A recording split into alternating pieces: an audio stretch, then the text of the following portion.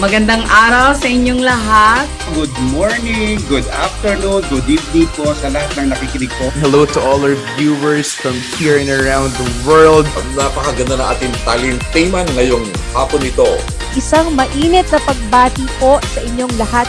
Well, friends, Welcome to the Bridges Show. I'm very happy to be here, and I think it should be a really interesting and fun topic. What are the things you want to learn?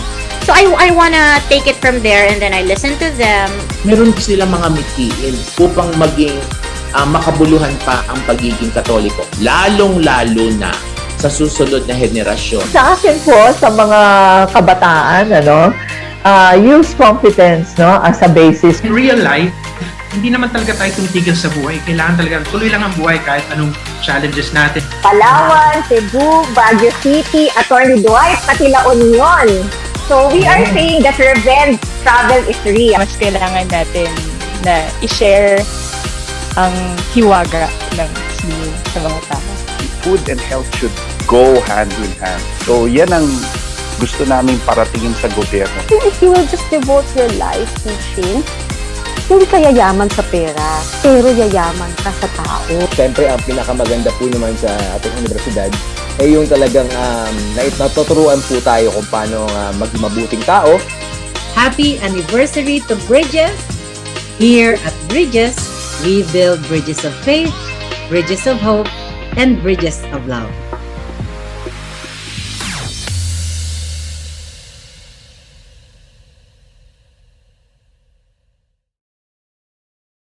Lent is a season of renewal, a time for love, and a time to grow life. Pope Benedict once said, "Through fasting and praying, we allow Christ to come and satisfy the deepest hunger that we experience, the hunger and thirst for God." In this week's episode of Bridges, as we observe the season of Lent, let's have a meaningful season of reflection and refocus on God's love and journey of Jesus to the cross, what his resurrection means, and let's try to understand the purpose and meaning behind his ministry for a fruitful and transforming renewal of our Christian life. We have a very special guest this afternoon from the Council of the Laity of the Philippines. Pero bago po ang lahat, ako po si Thelma Maranya ng SEAFI, welcoming you once again to another exciting and inspiring episode of Bridges. Binabati ko rin po ang lahat ng ating alumni. Saan man po kayo naroroon ngayon, hugs po, hugs. Yan po. Good morning, good afternoon, good evening to all of you. To all our first-time viewers of Bridges, this is your University of Santo Tomas Alumni Association virtual talk show that showcases and provides notable Tomasian alumni an opportunity to share their expertise and experiences on various topics for everyone's lifelong learning. Today's episode is brought to you by the College of Education Alumni Association and the UST Alumni Association Incorporated.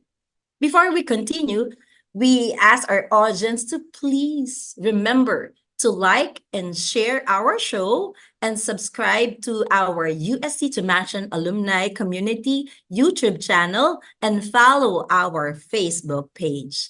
Ito po ay isang malaking pagsuporta sa ating programa. Maraming salamat po. With me this afternoon is Jean Kenneth Ilagan, my co-host, an alumnus of the College of Science. Hello, Jean! Natutuwa ako ngayon at mag-partner tayo. First time, no? Magandang hapon. Yes, first time. So that means may second time pa. Diba? May second and third time pa, Thelma. It's a pleasure na makasama ka this morning, afternoon, or evening. So babati muna ako sa lahat ng ating viewers all over the world, to all Tomasians and non-Tomasians. Hello po sa inyo. Yes, I'm Jean Ilagan. I will be joining Miss Thelma this afternoon. Hi, Miss Thelma. Kamusta ka naman? Ayan, okay naman. Siyempre, galing pa sa trabaho, pero basta ang Bridges ang tumawag, yes na yes Ay, tayo. of So, course. Drop kaya nga, everything pag Bridges. oo, may pangako kami sa mga audience, please ha. Although medyo parang seryoso po yung Mhm. topic natin ngayon, pero sisiguraduhin natin na may dala po kaming saya at pag-asa. Tama ba, Jean? Correct. Correct. Agree ako dyan, Miss Telma, no? At ngayon, panahon na nga ng Kwaresma. Di ba? Alam naman natin, no? Isa sa mga okasyon talaga na talaga natin kailangan i-celebrate, no? Solemnly is yung Lenten season. And it's very timely na ito yung magiging topic natin. Magkakaroon naman tayo ng buhay at maging makabuluhan ang ating Kwaresma. So sino nga ba, 'di ba? May makakasama tayo. Sabi mo nga kanina sa Sige introduction, na, no? May Jean, makakasama introduce tayo. mo na. Diretso na. Special yan. Ito na. Introduce natin. So actually, yung ating guest for this afternoon is an organic Thomasian. That means from primary hanggang nag-high school, college siya, and nag-master's study siya. Talagang pure Thomasian. Diba? So he was the former director, the present director ng Vigen Laudato Si Philippines, former executive director ng Ang Ligaya ng Panginoon Foundation Inc., former Catholic coordinator ng Purpose Driven Ministry Southeast Asia, and ngayon, di ba, national president, or former president ng National ng Council of the Laity of the Philippines. Siyempre, no, huwag nating patagalin pa. Sino nga ba yung ating magiging host, magiging ating speaker for today? Nandyan siyempre si Brother Daniel June H. Cruz. June, magandang hapon. Welcome to the show, Brother June. We are happy to have you. Kamusta na po? Ako, magandang hapon po sa iyo, Ma'am Telma, Sir Jean. Yes. Oo, ang taas-taas naman ng energy dito. Parang kailangan humabol ako. But bumabati po ako ng magandang hapon po sa inyong lahat. Lalong-lalo na po sa mga pinagpipitagan ng mga haligi ng University of Santo Tomas. Ayan, nako. Sabi nga natin, kanina, di ba, nung meron tayong maikling session bago mag-start ang ating show, para po sa iba na hindi nakakaalam, pero I'm sure marami rin nakakaalam at kilala rin si Brother June, sinabi ko sa iyo, sino yung kapatid niya na sikat? Talagang hindi po pwede, hindi banggitin no? Kapatid ni Brother June ay si Jamie Rivera. Ayan, mamaya hinga natin siya ng sample gin. Ganun, no? Huwag na mamaya, ngayon na. So, Brother June, what's keeping you busy now? Ay, ako po ay katatapos lang yung term ko as the National President of the Council of the Laity of the Philippines, yung Sangguniang Laiko ng Pilipinas. And dahil po doon mahal na mahal ako ng Panginoon and God loves me. Everyone has a wonderful plan for my life. Maraming mga tumihingi ng mga pagtulong, saan ba tayo pwedeng makatulong sa iba't ibang mga larangan ng pagsisilbi sa simbahan. So marami pa po tayong ginagawa. But I'm very happy to be invited here. Salamat po sa aking professor, si Ma'am Evelyn Songko, for having me invited in this Bridges. Oo, Brother June, you have been in the church for a long time, serving the church for a long time. So why did you choose that path of serving the church? Ako po, I would like to believe that it was the Lord who chose me, no, to serve in many capacities. Pero habang iniisip ko, in fairness, actually ang gusto lang ni Lord lang maging masaya ako, at masaya talaga ako nagsisilbi. So siguro isa yun sa mga bagay na pwede nating pagnilayan ngayon, kung saan nga ba tayo talagang pwedeng maging masaya, kasi masaya ang Panginoon kapag masaya tayo. And ako rin, ang love language ko po ay service. So I think the Lord wired me to really find joy in serving other people. And that's the reason why all my life, hanggat maaari, ay sinusubukan kong makapagsilbi para sa Panginoon. Brother June, ang busy mo pala. Marami po tayong ginagawa ngayon, pero nung matawagan po ako ng UST Alumni Association Inc., talaga sabi ko, hindi ko po pwedeng matanggihan, sapagkat it brings back so much memory of God's love, God's faithfulness, and training. So kung ano po ako ngayon sa aking larangan ng paglilingkod, marami po dyan dahil sa University of Santo Tomas. Agree, di ba? Brother Jun, no, pag UST ang tumawag sa atin pabalik, talagang mapapabalik ka no? And Brother Jun, sobrang busy. Ngayon, lalo na Lenten season. Special tong season na to, of course, no, for all Catholics all over the world. So, Brother Jun, let's start, no? Alam naman natin na Lent, no? Pero ano ba ibig sabihin ng Lent? Ba't nga ba siya Lent? Ba't nga ba 4 letters lang yung word na yon? And ano nga ba yung impact nito sa atin as mga Christians? Opo, nakakatuwa po na mapag-usapan natin itong panahong to na maraming nakapagbigay ng pagbabago sa atin. Alam niyo po, pag ganitong Lent, may memory pala yung pang-amoy. Okay? Yung pag naamoy mo, suddenly maalala mo na, oh, parang Lent na, o kaya parang bakasyon na. Pag pupunta po ako ng UST, may amoy ang UST. So pag inaamoy ko, UST, yan. So may pagpapaalala po na memory na bumabalik sa atin. At yung Lent po ay isa sa mga pagpapaalala. Ito yung pagpapaalala na meron tayong dapat balikan, meron tayong dapat maalala muli, meron tayong dapat pagtuunan ulit ng pansin. So taon-taon po meron tayong season na Lent upang balikan natin yung mga pinaka-importante sa buhay. And a time to go back to the basics, in fact, a time for renewal. So ako po, pag tinanong mo, ano sa'yo ang Lent? Sabi ko, it really is an opportune time for us to go back to where we should be. Go back into the love of the Lord and really be renewed. So yan po yung renewal. Pero siguro po itutuloy ko na rin, paano bang magkaroon ng renewal? Ang sinasabi po sa Romans 12 is sinasabi na talaga, be transformed by the renewal of your mind. Na kailangan po dahan-dahan at paulit-ulit binabago natin yung ating mga pag-iisip at ating mga paniniwala. The way we think determines the way we feel, and the way we feel determines the way we act. So kung mali yung isip mo, mali din yung pakiramdam mo, mali din yung kilos mo.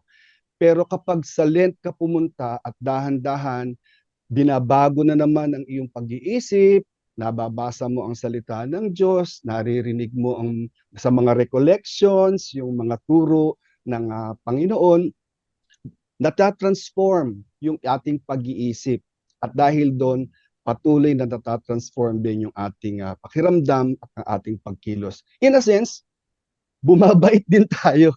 Bumabait tayo kapag panahon ng Lent dahil napapaalalahanan po tayo. So yun po ang aking experience na Lent is really a time for renewal. Agree naman ako dyan, Brother Jun. No? Pero ibig sabihin ba nun, all throughout the year naging bad ka? Diba? Kasi parang tuwing Lent, no? Lent is about transformation, it's about going back, reflecting. So that does it always equate that there was something bad or we were bad no sa mga panahon na hindi Lent sa regular times? Well, yes and no. Yan, sagot yan. Yes and no. Yung unahin ko yung no, no? Hindi naman ibig sabihin na porke nag-reflect ka ngayon, bad ka naman all throughout, no?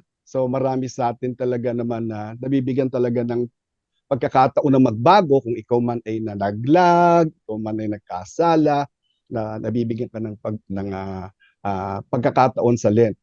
Pero marami po talaga sa atin yung natural na through the grace of God na pinipilit na sumunod sa Panginoon. At sabi nga, good naman sila. Good naman. But this time, we're being called to become better. As if being transformed from one degree of glory into another.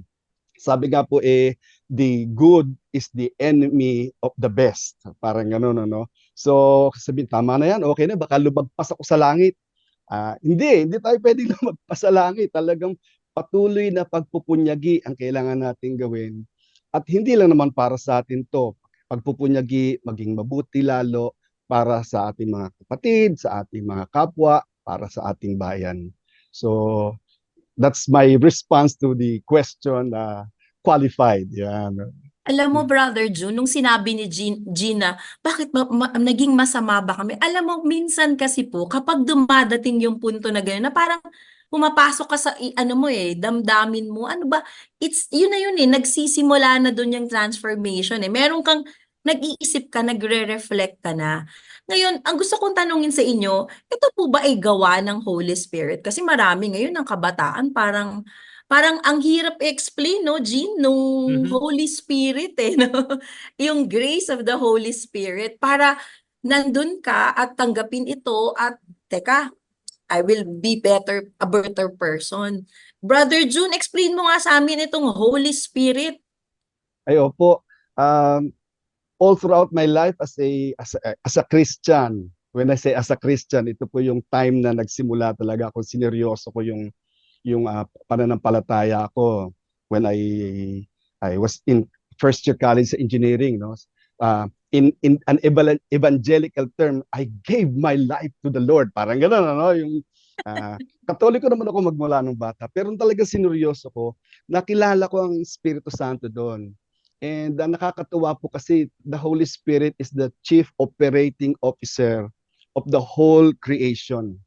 Nothing happens without the working and promptings of the Holy Spirit. No evangelization, no conversion, no working of miracles, no healing will happen without the Holy Spirit. Kaya po, yun din yung talagang kinakapitan natin na mga Kristiyano na sana'y puspusin tayo ng grasya ng Espiritu Santo sa mga pagsubok, sa mga kailangan natin gawin. Talagang kailangan tawagan natin ang Espiritu Santo na siya naman patuloy na gumagabay sa atin at nagagrasya. Narinig ko yung magic word. Kasi ako, parang kumbawa tatanungin ako ng ng mga, especially ng kabataan ngayon, no? Explain ko sa kanila yung Holy Spirit sa mga mahilig sa Netflix, nag-YouTube, FB, ganyan. Parang ang hirap. Pero sinabi ni Brother June yung pagtawag, no? So ito yung kailangan tawagin natin siya Parang, papaano natin, ano po ba ang signal, na we are feeling the Holy Spirit na in our lives or tinawag at nandito siya. Ano po yung pwede mo bang ipaliwanag to sa na maiintindihan ng ating mga viewers ngayon, yung Holy Spirit na yan? Ano yung pakiramdam ba siya? Lalo na Telma, 'di ba? Yung panahon ngayon na nag-iiba na yung dynamics. Yes. 'Di ba? Diba ang hirap i-explain So ano yung is it pakiramdam? Is it ano po siya? Mamaya po, pang-ending, ipapasok ko yan, pero ilalagay ko na yun. Yun ang Inadali di ba? Ang galing mo, Brother John. Ang pakiramdam ko po, kung paano nating malalaman, kung paano kumilos, at paano maramdaman ng Espiritu Santo na sa buhay natin, ay kapag natuto na tayong makinig. It's in the listening. Kasi kapag hindi po tayo nagsimulang makinig, na siya namang kauna-unahang utos din sa atin, "Hear, O Israel," para makinig ka. Okay? Yun, pag hindi natin nagawa yun, hindi po natin mapapakiramdaman talaga ang Espiritu Santo. Tama, brother. Nagtapos po ako ng pagiging presidente ng Sangguniang Laiko, nung final address ko, sabi ko, sana po itong sasabihin ko sa inyo, natutunan ko bago naging presidente. Kasi kapag presidente ka, kailangan medyo mabilis kang mag-isip, kailangan mabilis kang sumagot, parang ganon. Pero ang tinuturo sa atin ngayon is bago ka magsalta, tumahimik ka muna at tanungin mo muna, Lord, ano pong sasabihin ko? Holy Spirit, may sinasabi ka ba?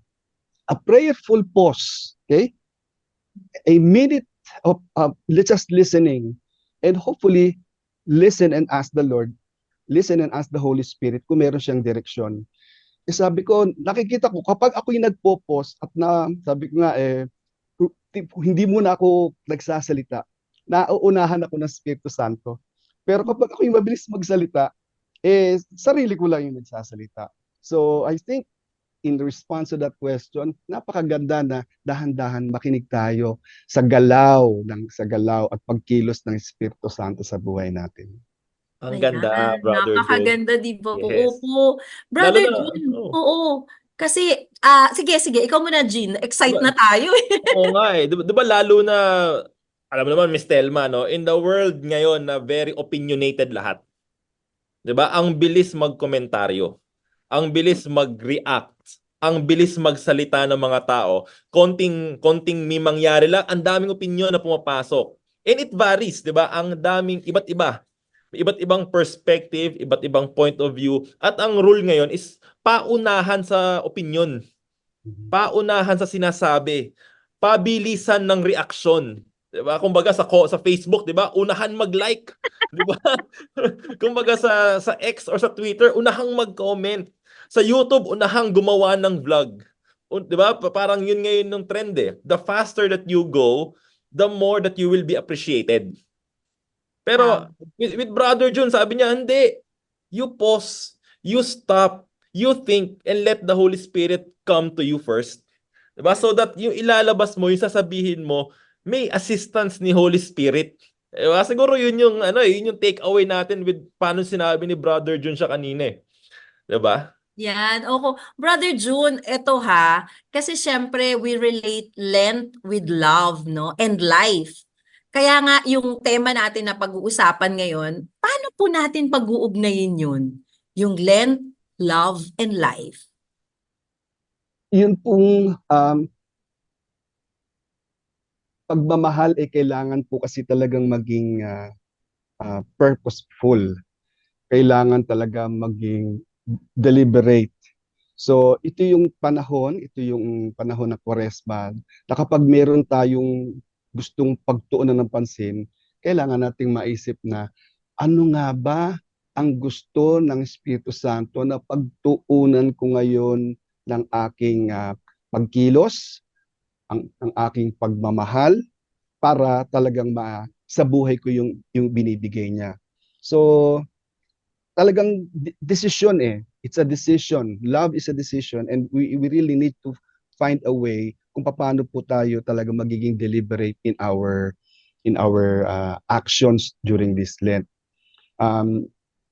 Nakakatuwa po kasi nung Ash Wednesday nagkataon Valentine's. Yeah, no? So talagang sabi mo, oo nga, parang na-connect mo na yung Lent, yung love and life. At sa sinabi ng pare, marami naman tayong gustong ialay sa Panginoon ngayong Kwaresma eh. Pero sabi niya, baka pwede kayong maging purposeful, baka pwedeng maging focus yung inyong mga pagkilos. Gusto niyo tumulong? Di. Sinabi lang niya, baka gusto niyo dumalaw sa may sakit. Sabi lang niya.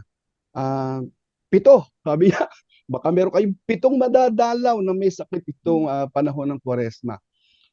It gave me an idea na ano yung pwede kong gawin na purposeful na na ginawa ko, alam ko I am observing the season because of love, and I am doing this actions because I want to improve the life of other people.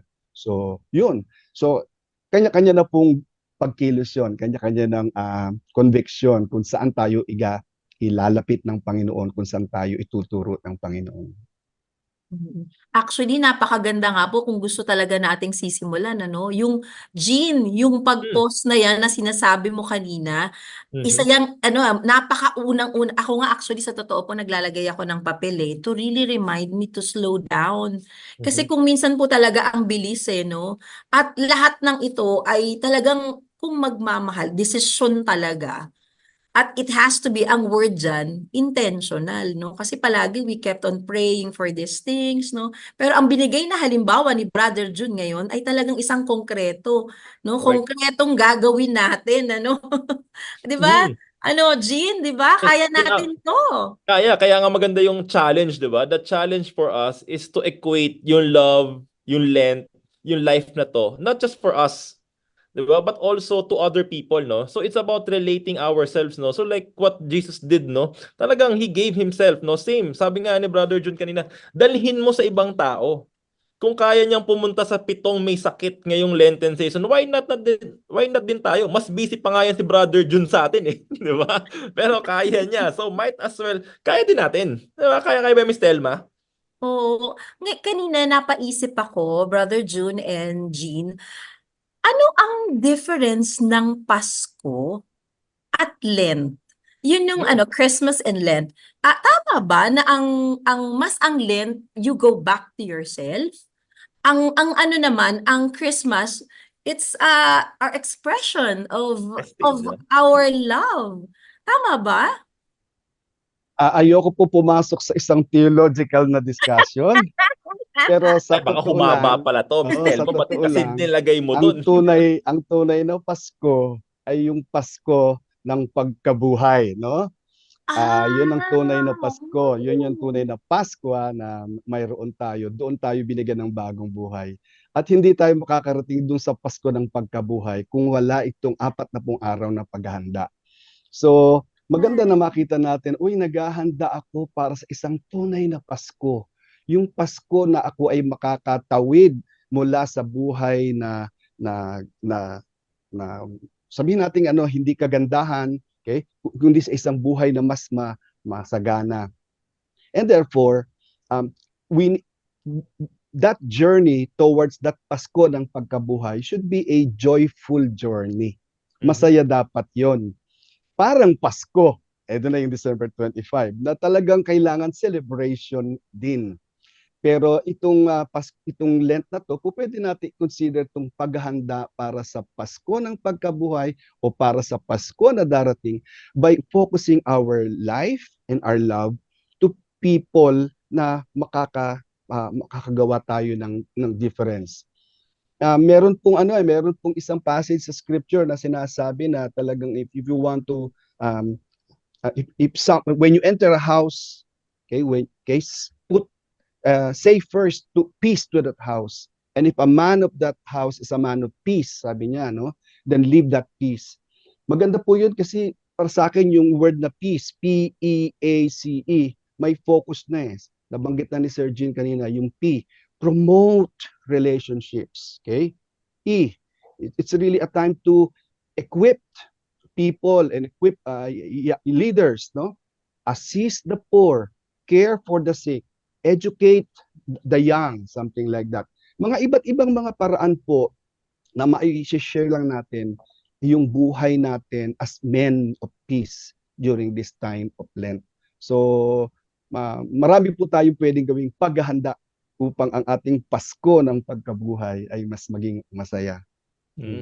Pero brother Jun, napaka-challenging yan, 'di ba? The challenge is always there, no? Just imagine, no, para magawa mo yung mga nabanggit mo kanina, 'di ba? Pakikipagkapwa-tao, to promote peace, to do it outside of yourself, no? The best is very challenging kasi just imagine, Prof, no? Prof tuloy. Si Brother Jun. Brother Jun, kailangan mo siyang i-embrace. Diba? I-embrace yung kapwa mo. So kailangan mo, does this mean kailangan mo ng pagmamahal hindi lang sa sarili mo kundi para sa iba? Kasi for you to do it, kumbaga you do it, yung sabi nga nila, bukal sa kalooban. Diba? Gawin mo siya para sa ibang mga tao, para sa pagmamahal mo sa Panginoon. Yan, mga ganyan, no? So kailangan mo ba siyang gawin kailangan mo mahalin ba ang ibang tao para magawa siya? O is it an obligation? Kasi it's a Lent. Opo. So it's a reflection. Alam mo, eksakto sinasabi mo, Brother Jean. Brother Jean na talagang mahirap. Ma-recruit na yan. Magdidesisyon ka muna, pero pag nagdesisyon ka na at nag-intentional ka na, the next step is to really make it happen. Do it. Parang gano'n, no? May decision doon, ano? And one way of making it a little bit easier is just to take the next step. Expressing love increases love, no? Expressing service, okay? Doing service will increase your heart for service. Hindi naman madali na lahat ba ng taong lalapit sa iyo tutulungan mo. Lahat ng mga makita mong naghihirap ibibigay mo sa sarili. Mahirap Pero the moment you start doing it, okay? Kahit sa simula parang napipilitan ka, but the moment you step in, say, tutulungan ko ba to Lord? Paano bang gagawin ko? Slowly, pinagbabago nito yung isip mo. Makapagkwento na muna ako. Alam niyo po, siguro last year, meron pong katok sa bahay namin. Pag mga 12:00 na ng madaling araw. magdo-doorbell, di syempre matatakot ka naman. Bakit ang madaling araw magdo-doorbell? Sino yan? Ayan. Sabi, sino po? Tapos, pag sinilip mo, taong grasa. Taong grasa. Nagkataon, siguro one time, nabigyan ng pagkain ng asawa ko. And babalik-balik na ngayon, inaaraw-araw na kami. Pero natatakot din ako biro mo, madaling araw, kakatok sa bahay mo, pag tingin mo, taong grasa. Pero humihingi lang ng pagkain. Kahit na ang hirap, at saka na may takot, may nagugutom sa harap ng bahay mo eh. Sandali lang ako, pag-iinit ka lang namin. At habang nag-iinit si Marion, my wife, mag-iinit siya, maglalabas naman ako ng palanggana, saka ng tubig, sabon. Hindi, maghugas ka muna ng kamay, maghugas ka muna bago ka kumain. Tapos nakikita niya yung, uy, sabi niya, ang ganda nitong sabon. So naglilinis-linis siya, parang ganon. Alos mga every other night, tumarating niya, naghuhugas, kinakausap yung sarili niya, parang ganon. Tapos kakain, tapos mawawala. Until finally, nawala siya. Nagulat na lang ako siguro mga after 6 months, na nag-doorbell, umaga na. Hindi na madaling araw. At binask, sino ito? Sabi niya, si Patrick po. Sabi niya nun, iba ang itsura na. Oh, si Patrick ka nga ba? Oh, well, hindi na sa taong grasa. Na-confine po ako sa loob, sa mental. Opo. Ano lang po, stress lang daw. Parang ganon. Talaga? Ikaw nga ba yan? Opo. Anong ginagawa mo yan? Naghahanap po ako ng trabaho. Talaga? Oo. Ba't ka nandito? Baka lang po pwedeng makahingi ng konting pang... Actually, magiging security guard po ako. Ayoko na masabihin, sigurado ba yung hangga? Pero tuwang-tuwa ako. Sabi ko, next time ako naman ang kakatok sa bahay mo, ha? Parang gano'n. Kasi nakikita ko na yung paglago ng buhay niya, ng pagkatao niya.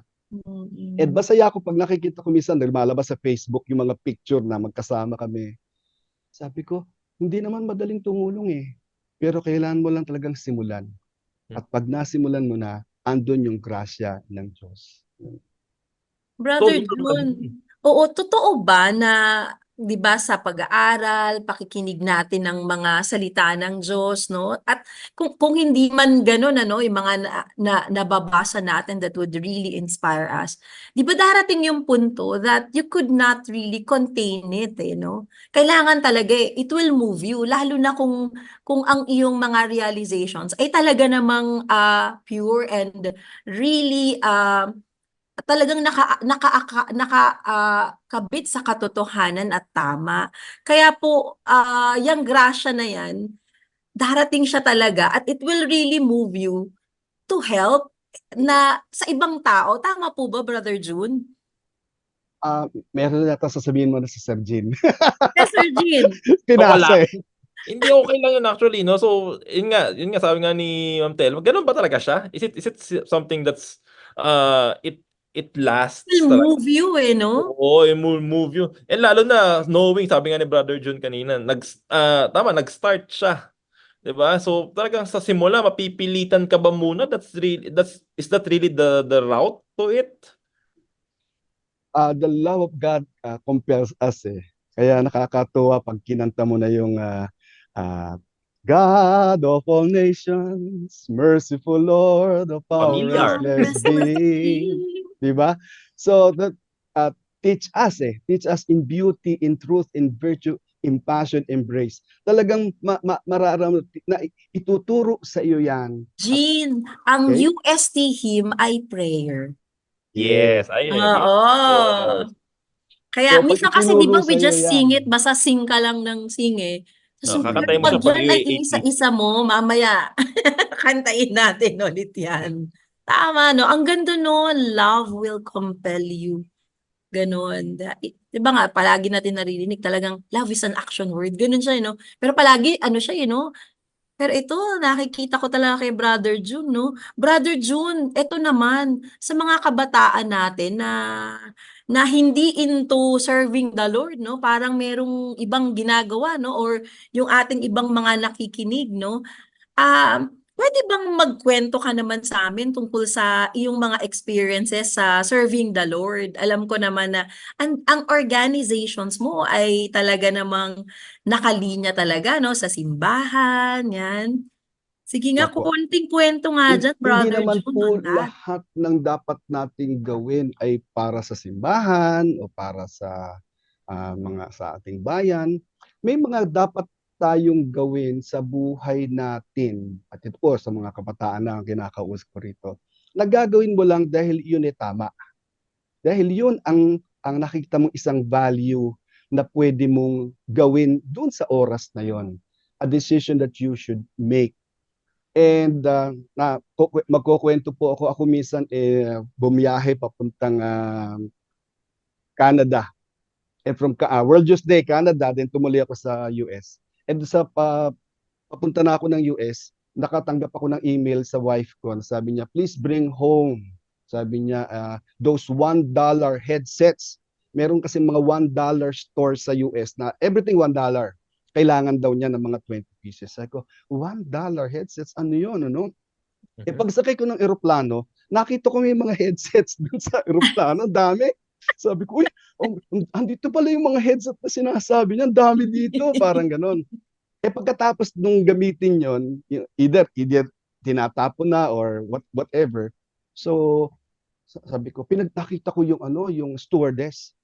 Eh yung stewardess, medyo ang mga stewardess pala po, kapag sumakay ka ng eroplano at yung mga long haul, okay, so dito sa Pilipinas, makikita ng mga stewardess, gamitin ko yung mga word, ano, magaganda, mga sexy, parang gano'n.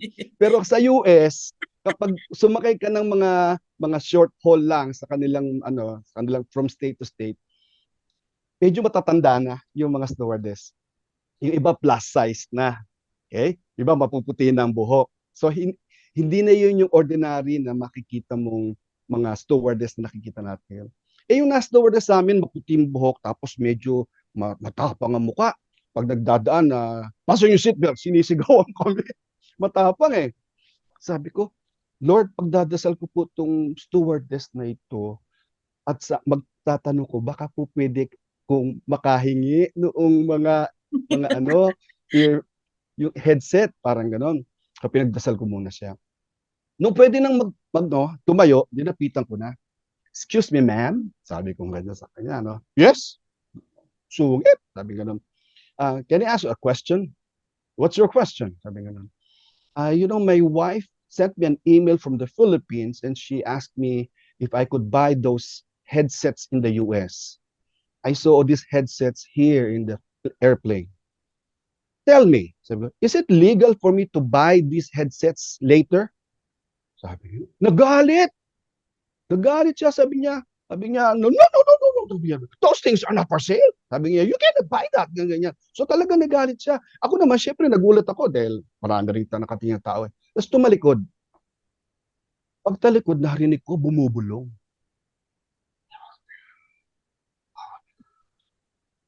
Palakas ng palakas yung bulong.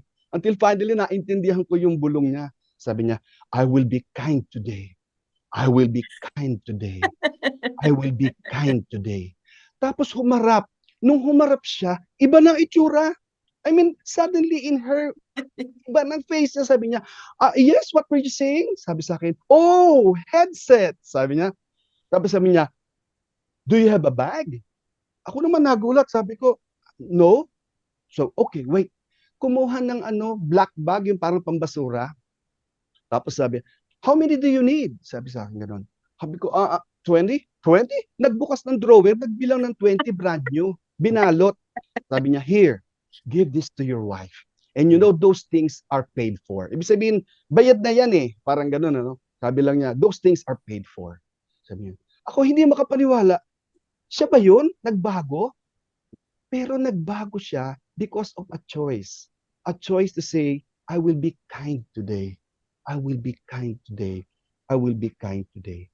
Siguro ba't ko kinukwento yun? Kasi ganoon din po yung sinasabi ng scripture eh. Ang sinasabi naman ng scripture dun sa Colossians 3, sabi, therefore, as God's chosen people, sabi niya, clothe yourself with compassion, kindness, humility, gentleness, and patience. Ang ibig sabihin niya, sa araw-araw, kung gusto mo magpalit ng, you can clothe yourself with kindness. You can clothe yourself with compassion because it's the right thing to do.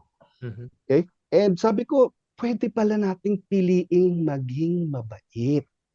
Okay? It's a matter of just clothing yourself with the power of the through the power of the Holy Spirit, clothing yourself with kindness and goodness and gentleness. So ako, madalas yan sabihin ko, I will be gentle today. Kasi kumisan medyo, kailangan ka, parang gano'n. So, sa Brother mga Jun, kabataan paturo po, ka. pwede. Yes, Brother Gene. Paturo nga, Brother Jun, paano ba yung I choose to be kind today na yan? Kapag yung paligid mo talaga namang nakakapanggigil. Mahirap, di ba?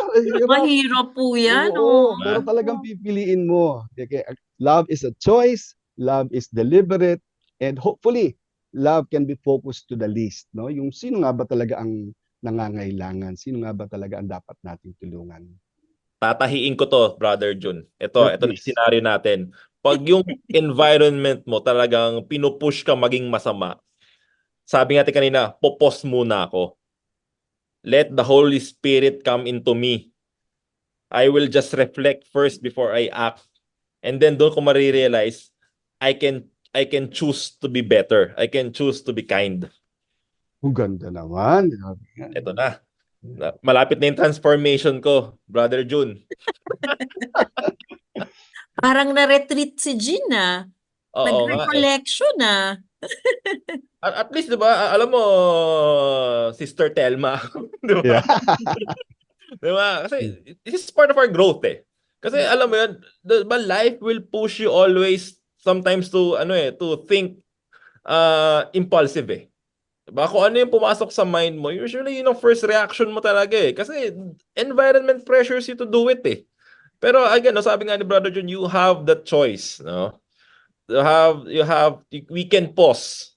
We can reflect, no? Which is very good for us, no? Lalo na sa ating mga Catholics, no? That before we act, no, we need to reflect. Ang ganda. Thank you, Brother Jun. Kaya nga Jean, ako talaga nagpapasalamat kasi meron tayong bakasyon itong panahon ng Lente na Lent, no, na talagang makakabalikan natin yung mga nangyari, no, kung ano man.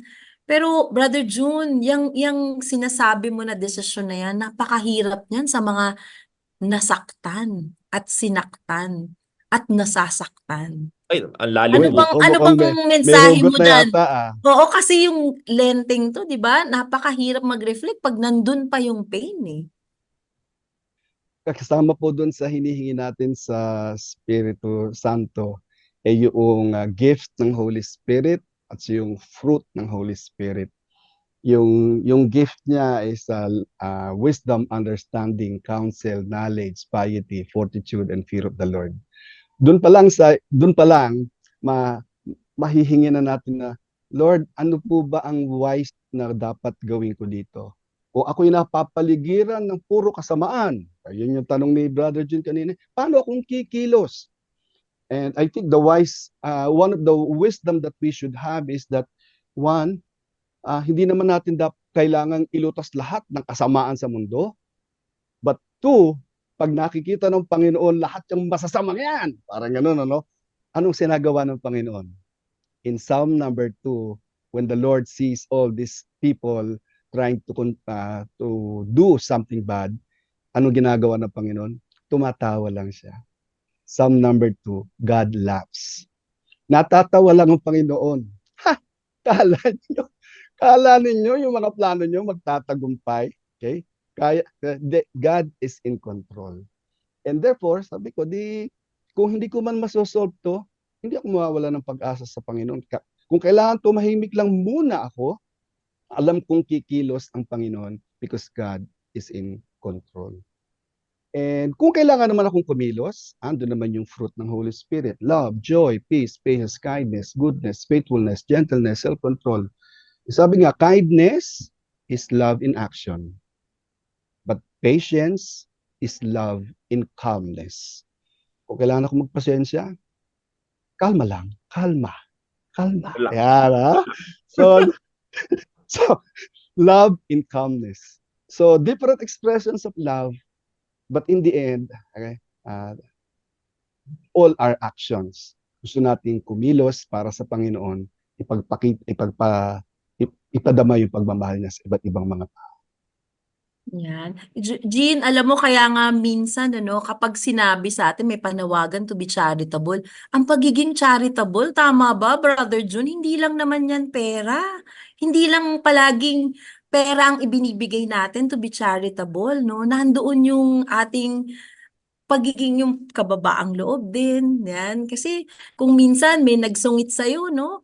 Hindi mo alam kung anong pinagdadaanan ng taong yun, ano? Kaya kung minsan talagang nandun sa pagninilay-nilay, kailangan mo din talaga sa umaga, kailangan mo ng battery. Yung battery na yan, hindi maliban sa pag-exercise, no? Kailangan din yung exercise ng ating puso. Yan ay talaga yung pagtahimik natin, di ba? June, ano na ba? Recruited ka na ba, Jean? Ay, madami akong pagdadaanan. Charitable, ito, as I think this Bridges program is a charitable act. Tama ba, Brother Jun? Say Tama, please. tama. Say yes, say yes. Yes. Yes, yan. Pero Brother Jun, tama ito po. ba? Go, Yes, go Brother ahead, Jun. Brother Jun. Ito ba, Brother Jun, napapractice? Kasi sabi mo calmness, love, peace. And syempre, alam mo yun, as time goes by, di ba?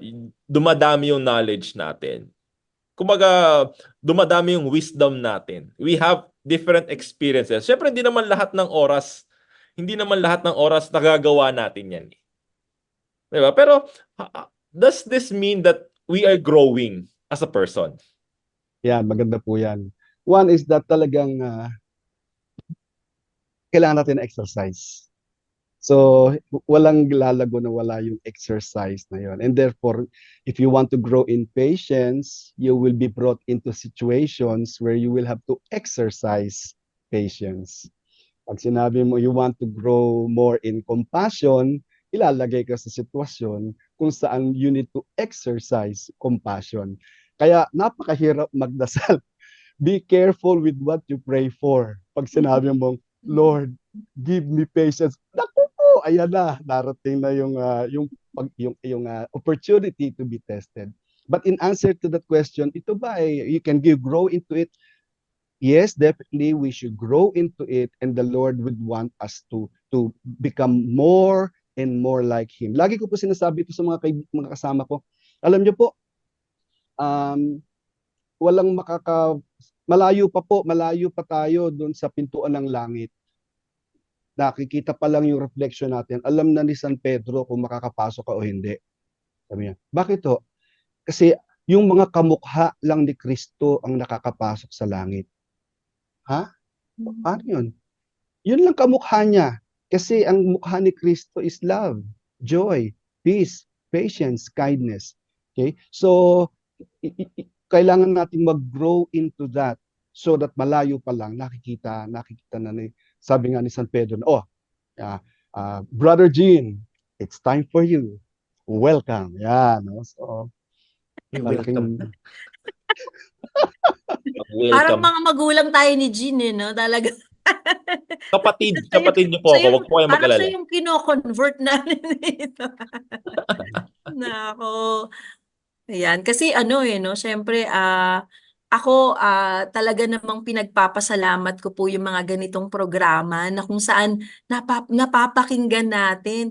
Alam niyo po yung sinasabi ni Brother Jun sa atin, napakaraming taon po ang kanya pong inilaan sa paglilingkod sa Diyos para po masabi ang lahat ng yan. At pag sinabi niya ay with conviction, sinasabi niya na po sa atin, tried and tested.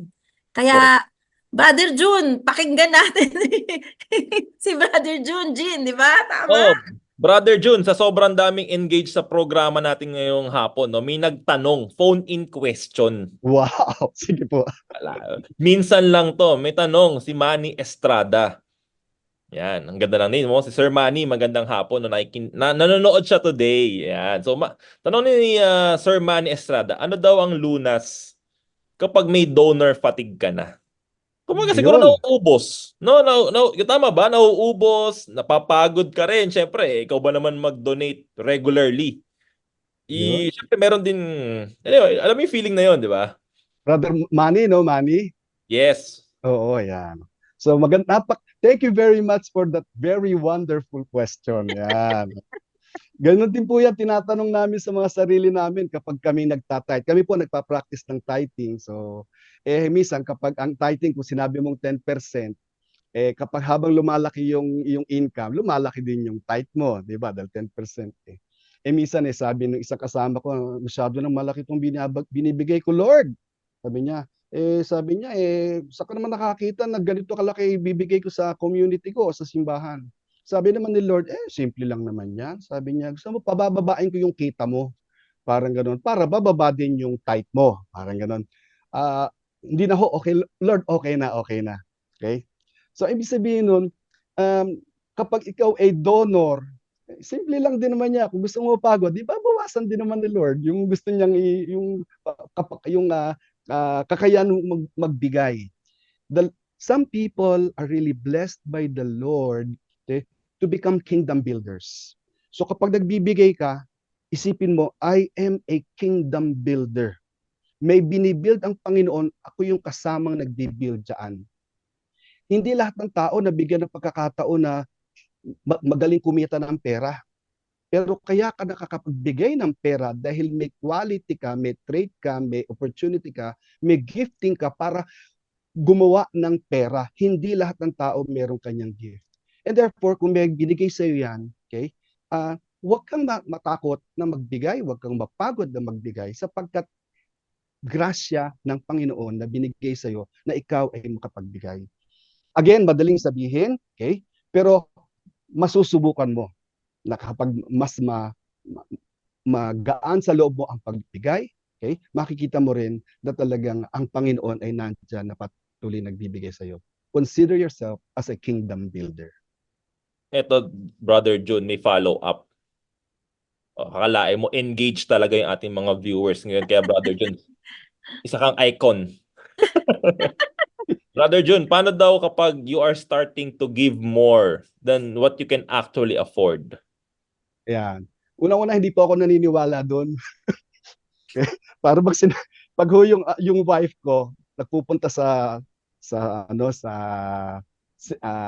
mga mall, uy, sabing gano'n, no? Sale, bibili raw siya, sale. Ayan, para makasave. Sinasabi ko lang, love, sabi ko, don't save more than we can afford. Yeah. Hindi ka naman pwedeng mamili ng mamili. Mamili ng mamili para kang makatipid. Ano? You have to put things in balance. Kailangan, ilagay mo lang sa balance yung pagbibigay mo. So when you say, paano kung sumosobra na ako doon sa, kung mayroon ka pang ibibigay, hindi ka sobra. Kung mayroon ka pang maibibigay, hindi ka sobra. At lalo na kung nasasaktan ka na sa binibigay mo, then kumikilos na ang Panginoon sa buhay mo. So, huwag tayong matakot na magbigay, ngunit gamitin din naman natin yung ibinigay sa ating wisdom, judgment, kasi hindi mo naman ipamimigay yung pera mo kung kani-kanino lang eh. Okay? Ibibigay mo naman dun sa nangangailangan, dun sa tama lang. Balik po ako dun sa Holy Spirit. Bago ko ibigay yung pera ko, tatanungin ko muna, Lord, bibigay ko ba yung pera ko dito sa mamang namamalimos na to? O ibibigay ko ba dun sa alin na naghahanap ng tulong? Okay? And listen. Okay? Kasi you will never go wrong in obedience. Pag sinabi ni Lord, bigay mo, kahit masakit, bigay mo. Pag sinabi ni Lord, napakinggan mo na. Hindi, okay lang muna. Marami ka nang naibigay. Okay? Be at peace. Okay? Sinabi ni Lord, okay na muna. Marami ka nang naibigay o okay na, nakapag-tithe ka na. Then be at peace. Hindi naman tayo binibigyan ng pagkakataon ni Lord na tumulong para mag-guilt trip siya. Kawag. In the end, alam nyo, hindi po insecure ang Panginoon. Pwede mo siya sabihan na, Lord, ano ba yan? Okay? Di kung feeling mo sobra na, di umangal ka. Di sabihin mo sa kanya, Hindi ba sobra na to, Lord? Okay? Makipag-usap ka, makipag-tuos ka, kasi hindi naman ma-offend si Lord sa'yo eh. Ipapaliwanag pa sa'yo. And God is never insecure, and God has always been generous. At in the end, God has always been accepting. Mahal na mahal ka ng Panginoon. Yan. Brother Jun, di ba, dun sa mga binibigyan natin ng oras, lakas, kayamanan na share na natin, di ba, Brother Jun, nagpakita ka ng isang mukha ng Kristo eh. Kaya parang sila, yung pag-asa na nakikita nila sa pagtulong natin na to, yun yung ano eh, yun yung ano eh, nabuhay. Nabuhay ang Lent, di ba? Nabuhay Opo. talaga, buhay na buhay ang Diyos. Kaya parang yun ang ano eh, yun talaga yung magandang call na ito eh, no? Buhay na buhay siya. Yan. Kaya ako talaga, kitang-kita ko talaga si Brother Jun. Kitang-kita ko si Lord, si kay Brother Jun. Dati pa namin siya ini-invite. But I'm sure nahihiya siya kapag sinasabi ko to. But you are such an inspiration. Sabi ko nga, sana, kasi ako nasa student formation ako eh. Sana mas marami pang katulad ni Brother Jun na makakaniig ang ating mga kabataan ngayon na sabihin na yung kanyang buhay, it's really a message, no? That everything will be all right. Ito, di ba? Ano, Brother Jean? Brother Ganda. Jean na ngayon, ha? Yes. Partner. Kada Bridges, iba-iba yung pangalan ko eh. Grabe, ang bilis ng oras, 'di ba? Just imagine, no, we're almost there, no. Brother Jun, grabe, salamat, 'di ba? Salamat sa lahat ng naitulong mo sa amin, 'di ba? It's very empowering and we always give back to the Tomasian community. 'Di ba? And being you as an organic Tomasian, no. Paano ba to nagpabago? Paano nga ba naging na-imbibe yung Tomasian values dun sa mga how you preach today, no? How you speak and how you do it. Yung pong kapatid ko, nabanggit kanina, kapatid ko si Jamie Rivera, nag-uusap kami, Tomasian din siya, pareho rin kami, doon pinanganak, nag-aral. Pero ganun din siya umasta. Sabi niya, kaming mga Tomasino, okay, hindi kami mapagmalaki, pero kaya naming magmataas. Uy, magmataas. Oh. Kasi totoo talaga eh. Mayroong training na ibinigay sa atin bilang mga Tomasino to be noble. There's a certain nobleness in the kind of training that we have received in the university. Training of character, training of competency, training of compassion. And yun po, kitang-kita ko yun doon sa pagiging bata ko hanggang sa graduate po ako. Okay? Na talagang hinuhubog tayo in those qualities. So, kung merong mga pagkakataon na hindi up to standard, then we can ask the Lord, Lord, make us, allow us to grow more in those qualities. But I am very proud, okay? Meaning taas ako, sabihin na ako ay produkto ng UST, hindi naman sa nagmamalaki, but tinataas ko sapagkat napakarami pong natulungan, naitayo, naitaas ng University of Santo Tomas upang maging mga mamamayan na nagmamahal sa Diyos, nagmamahal sa bayan. And sinasabi ko, UST, and to all our professors, maraming salamat po. Marami po kayong nabagong mga buhay. Ayan. And isa kang tunay na produkto ng Tomasian community, Brother Jun. Di ba? Jean, mukhang ma-entertain pa natin yung last question. Dalawang question pa to, Brother Jun. Sana okay lang ba, Brother Jun? Sige po. Yung unang question, yes or no lang naman ang sagot. Pwede ba namin ma-invite yung kapatid mo? Ay, nag-yes ka. Bahala ka, Brother Jun. Pwede ba namin ma-invite yung kapatid mo naman sa Bridget? Yes. Pwede naman imbita, sasagot. Siya naman po sasagot eh. Eto, Brother Jun. Gusto mo basahin to, Sister Telma. Baka gusto mo ikaw magbasa nito. Ikaw na. Sige. Ito, alam mo, Brother Jun, ang tanong dito ni Dr. Pedrosa, ano daw ba ang ibig sabihin ng give until it hurts? Total Lent naman. Oo. Diba? Dr. Pedrosa po yung nagtanong. Oh, yes. Mahirap tanggihan yan. Opo, mahirap po talaga yon. So, kita nyo, hirap, no? Sige, hi to Doc Pedrosa. Thank you po talaga for watching. Hello talaga po. Thank you po. Napapos eh. Napapos si Brother Jun eh. Dito po nagtatapos ang ating palatuntunan. Tinapos eh. Ayan. Alam niyo po, kung gusto niyong matutunan ang ibig sabihin nung give until it hurts, tanungin niyo paano kayo nagmahal. Okay? Kasi ako, sasabihin ko, okay, nalalaman ko na mahal ko yung asawa ko. Kapag nasasaktan na ako, ngunit handa pa rin akong magmahal. Naintindihan po ninyo, Dr. Pedrosa? Ibig sabihin, Pag yan nag-react ko, bahala ka dyan. Kung magbibigay ka, okay, malalaman mo na talagang buong-buo sa puso mo yung pagbibigay mo kapag kahit nasasaktan ka na, handa ka pa ding magbukas ng iyong palad. And when we say give, it doesn't mean money. We're not talking about money here. Okay? We're talking about life. Okay? Yung pagbibigay ng buhay. At yun po yung pinaghahandaan natin sa pagtatapos ng ating Kwaresma, yung pagbibigay ng buhay ng Diyos. Hindi ba siya nasaktan? Kayo nang sumagot. He gave until the last drop of blood.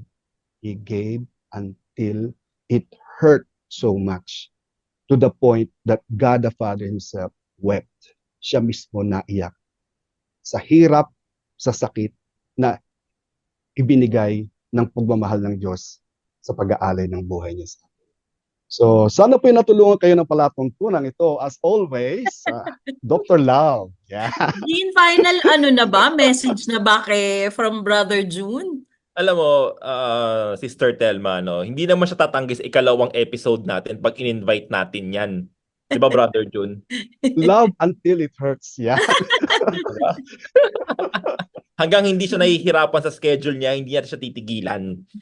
Diba? Siguro, Brother June, siguro finale, diba? As we celebrate Lent, diba? As we transform ourselves, in an opportunity again, diba? To bring back to the community and to the Lord. Ano ba yung tingin mo, last final tip for everyone? Lalo na this coming Lenten season, it's an opportunity for us, no? Lalo na sa mga new members, yung mga younger generation, do sa older generation, para mas maging siguro mas fulfilling yung Lent na to.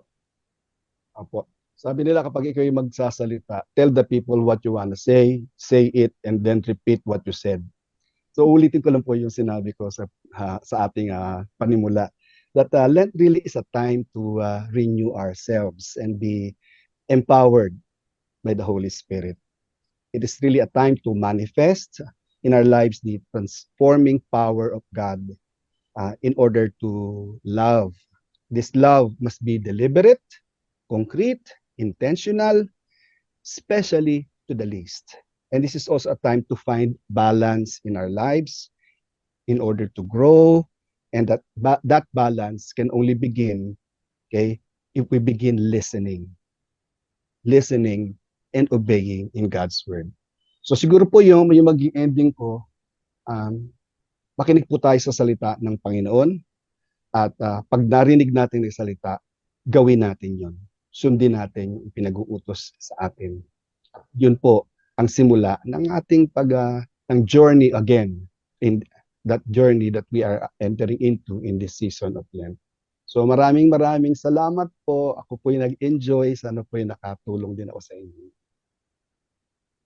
Ayan po, pasensya na po. Kasabay ko po ang ating pong Angelus at hindi ko rin po siya mata-turn off, kaya sasabayan ko na lang po. So, sa ating pong araw na ito ng Bridges po, malaki po ang ating pananawagan, malakas ang pananawagan na talaga pong husayan natin ang ating paggusto na maging mahusay na Katoliko, mahusay na tao. Kaya po, to the valiant legions of the University of Santo Tomas, let's do this with God's unending grace. Maraming salamat, Brother Jun, no, for this wonderful talk. No? Sana ma-invite ka namin. Ang dami nagte-thank you sa ating social media. So ibig sabihin, ano ka na, meron ka bang Facebook page, Brother Jun? For sure, maraming magpa-follow sa'yo. No? Hindi naman ako magugulat. Pero Brother Jun, maraming salamat. Diba? Maraming salamat sa programa na ito. So yun. So few announcements muna tayo, 'di ba? Syempre para sa ating mahal na UST-AAI community. Announcements muna tayo so the UST-AAI will hold its General Assembly on March 9 at the Kalayaan Hall of Club Filipino located at Green Hills, San Juan. So the event will start at 9 a.m. So lahat po ng mga presidente ng mga organization, mga alumni organization are encouraged to send a delegation consisting of 5 trustees or officers. Okay? So syempre, no, don't forget to update your dues before the month ends, no? So as to maintain the status of member in good standing for the purposes of attendance for this General Assembly. And syempre, wow, meron na tayong notaryo. Ayan, meron na tayong notaryo, Ma'am Telma. So, the UST-AAI TALAB or TALAB notary service is ongoing. Available yan sa room 322 ng BG Pub. Kapitbahay pala natin yan. Available yan from Mondays to Fridays, 2 to 5 p.m. except holidays, and it's open to all alumni, students, and employee of UST. So, syempre, just bring 2 originally signed copies of your documents together with government IDs para i-process yung mga notaryo na yan. Before we end the show, of course, no, we would like to thank all of you who have watched doon sa Facebook and sa ating YouTube channel, sa mga students, sa mga friends who have faithfully watched, shared and liked all our Bridges episodes. Nakakaraming episodes na tayo dito, Ma'am Telma, no? So sana makasama pa kita sa susunod na mga episode. Ayan, pasensya na po talaga pong ang Angelus po talagang hindi natin pwedeng i-turn off. Kaya pasensya na po kanina. Walang problem dyan. Nauunawaan tayo ni Lord. Kahit itanong mo kay Brother June. And of course, no, sa mga nagla-like at sa mga nagsusubscribe, no, thank you very much and please continue to subscribe and to like Bridges on Facebook, and of course, subscribe doon sa UST Tomasian Alumni Community YouTube channel. Wow, nasa YouTube na tayo. Landon lahat ng past episodes ng Bridges. So, thank you for joining us today. Ma'am Telma, maraming salamat. I enjoyed doing this with you. Yes, opo. Maraming salamat po, Brother June. You are such an inspiration to all of us. Again, uulitin ko, palagi ko tong sinasabi para po sa mga organizers po ng ating Bridges. Sa totoo lang po, hindi po madali ang pag-organisa ng ganitong klaseng programa. Ang inyo pong pakikinig, yan na po ang ating malaking contribution. So maraming salamat po. So do watch Bridges again on next Tuesday for another exciting episode. Our guest will be our internationally awarded mint coin designer, Paul C. Balan. Exciting po yan. So remember, here at Bridges, we build bridges of faith, bridges of hope, and bridges of love. Enjoy the rest of the evening. God bless you all. Mabuhay. Enjoy the rest of the evening. Bye, guys. Brother June, maraming salamat. Bye!